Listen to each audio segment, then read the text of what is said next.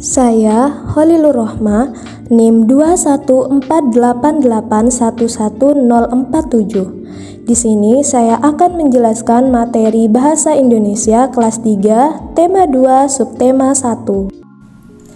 Hai adik-adik pintar, Assalamualaikum, selamat pagi. Gimana nih kabarnya hari ini? Semoga sehat semua ya. Seperti biasa, sebelum memulai pembelajaran, mari kita berdoa terlebih dahulu.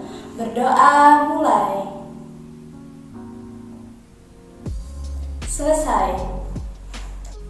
Nah, sebelum ke pembelajaran, di sini kakak ingin bertanya, siapa sih yang pernah dengar kisah dongeng Cinderella? Siapa yang pernah?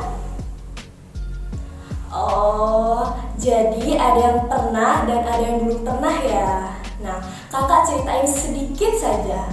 Jadi, dongeng Cinderella itu adalah dongeng yang menceritakan tentang gadis cantik yang baik hati yang tinggal bersama kedua saudara tirinya dan ibu tirinya yang pada akhirnya bertemu dengan seorang pangeran di suatu pesta karena sepatu kaca yang ia tinggalkan. Nah, dari cerita tadi, ada yang bisa menyimpulkan tidak? Apa sih dongeng itu?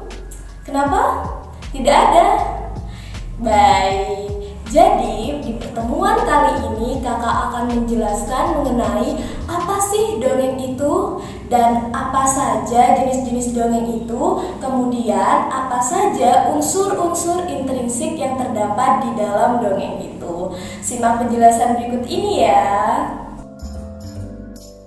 Dongeng merupakan bentuk sastra lama yang bercerita tentang suatu kejadian yang penuh hayalan atau fiksi yang dianggap oleh masyarakat suatu hal yang tidak benar-benar terjadi.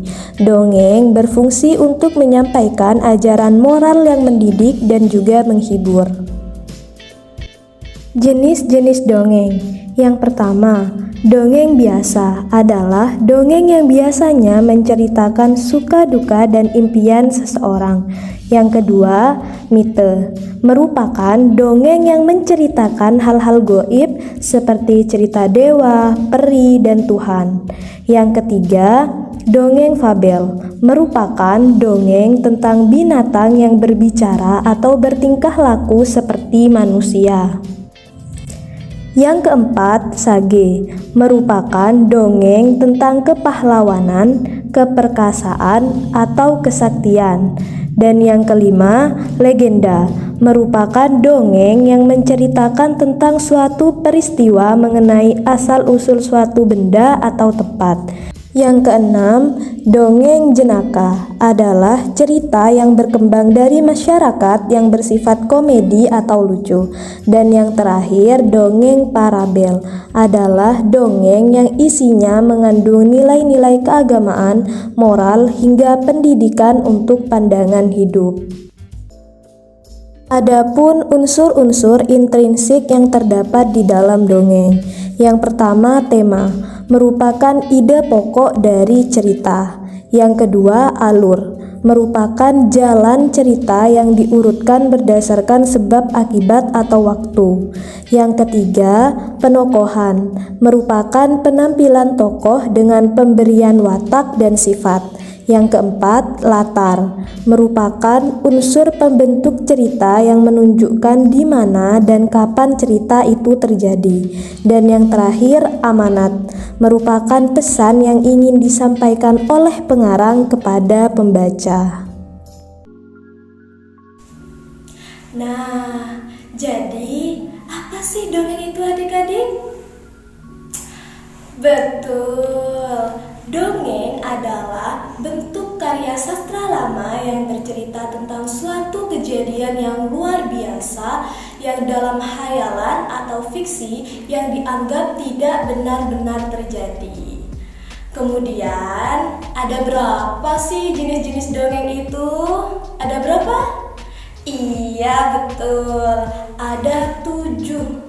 Yang pertama yaitu dongeng biasa, yang kedua yaitu mite, yang ketiga yaitu fabel, yang keempat yaitu sage, yang kelima yaitu legenda, dan yang keenam yaitu dongeng jenaka, dan yang ketujuh yaitu dongeng parabel.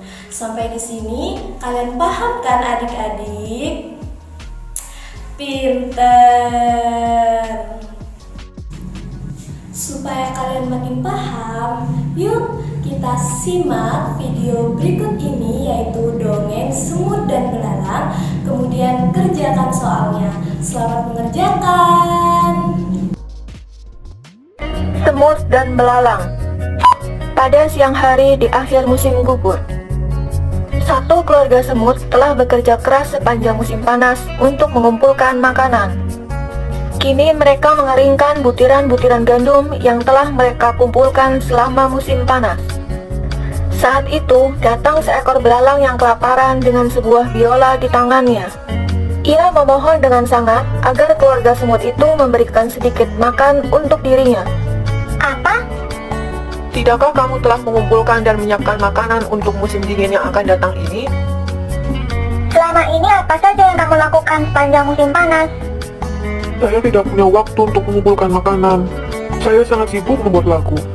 Dan sebelum saya sadari, musim panas pun telah berlalu. Semut tersebut kemudian mengangkat bahunya karena merasa gusar. Membuat lagu, katamu? Baiklah, sekarang setelah lagu tersebut telah kamu selesaikan pada musim panas, kini saatnya kamu menari. Kemudian semut-semut tersebut membalikkan badan dan melanjutkan pekerjaan mereka tanpa memperdulikan sang belalang lagi. Ada saatnya untuk bekerja dan ada saatnya untuk bermain.